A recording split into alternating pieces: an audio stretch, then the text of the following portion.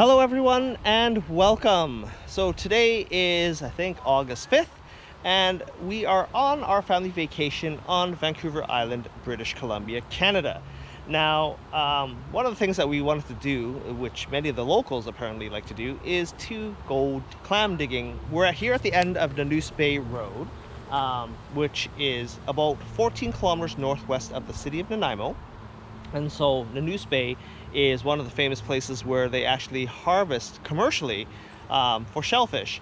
And so we decided that we're going to come here because we know that the water is safe and the shellfish at this time of year at least is also safe to consume.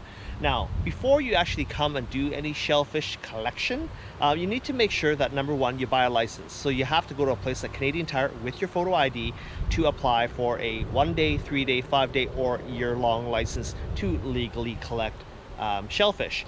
Now, of course, last but not least, when you check on the Government of Canada's website, they actually do have designated areas on their map to say whether or not the shellfish harvesting is safe for human consumption.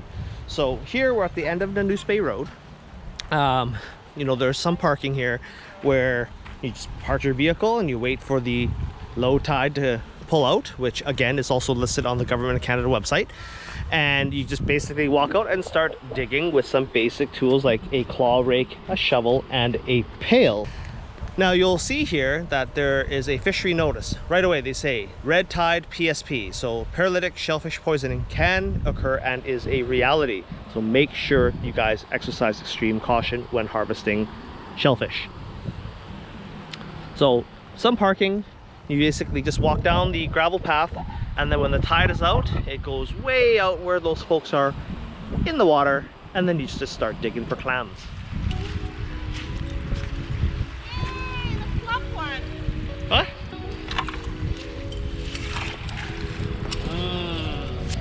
Clams. Do you teach your kids which ones to get properly? Yeah, you know, the one that's not open, right? Oh, the water is so warm. Huh?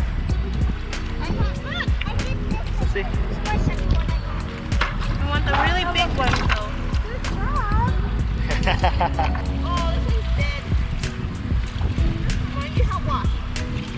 You go rinse over there, but this one's muddy already. Oh, I got two. I got 2 in one, Mom. So you just use a claw rake, and you just rake out the gravel. And Wes, Wes, let's see. Let's see. Wow, good job. Just like that, hey? I love clams.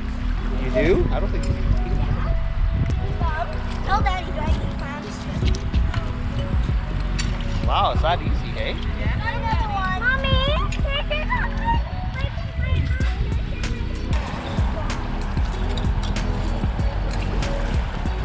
Dig. Dig. Dig, family, dig. Where is it? Oh, look. Mommy! Look. Yay. It's not good. It's not. Look. Mommy. Oh, it's off. Oh my goodness, so many. Hey, boy, you know what that catch with the clams? They're blue clams in the bucket.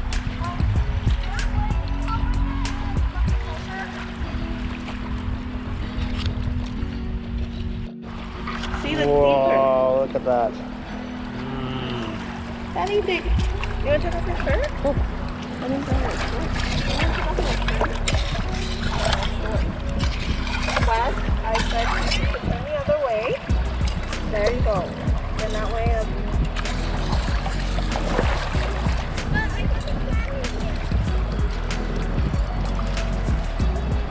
And because it's 30 degrees centigrade today, the water here, being so shallow, is extremely warm.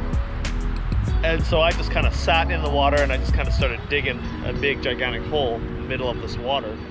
And yeah, I got a fair number of clams here. Now, when you're getting clams, you want to make sure you're mindful that you're getting some decent sized ones here. Like these ones are all not too bad. You're gonna make sure that they're closed and not open, because if they're open, then there's no clam. You know, these ones are not as big as the ones that I have previously harvested in the past. So what I've done is that I've basically just poured out all the sandy water back in the ocean and then refilled it several times with clean ocean water. Just, you know, walk out there and dump out as much dirt and grit as possible so that you've got some reasonably clean clams. So once you get your clams back home, you want to give it a thorough rinsing with some fresh cold water to eliminate the bulk of the sand. And then what you're going to do is that you're going to have to soak them in some fresh water for several hours.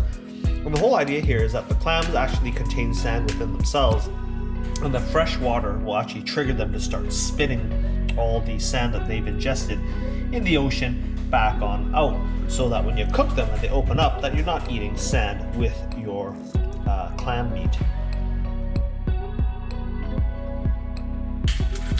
So we soak these clams for several hours now in fresh cold water, change water several times as well as rinse them. But the key thing to remember here, guys, is to keep them really cold with cold water. So now the next step is we're going to steam them until they all open up. So this is what the cooked clams look like. It doesn't take a lot of heat to open these things up, because once they open up, they're more or less cooked. Now, I will heed some warning here that any of the clams that upon cooking don't open, these are actually garbage. Don't try to force them open. Alright, so this is my wife's butter linguine pasta. Yeah. Oh. There's no more? I'll just wash them up.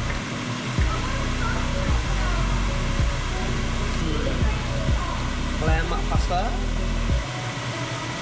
with onions and a stick of butter with a little bit of sugar.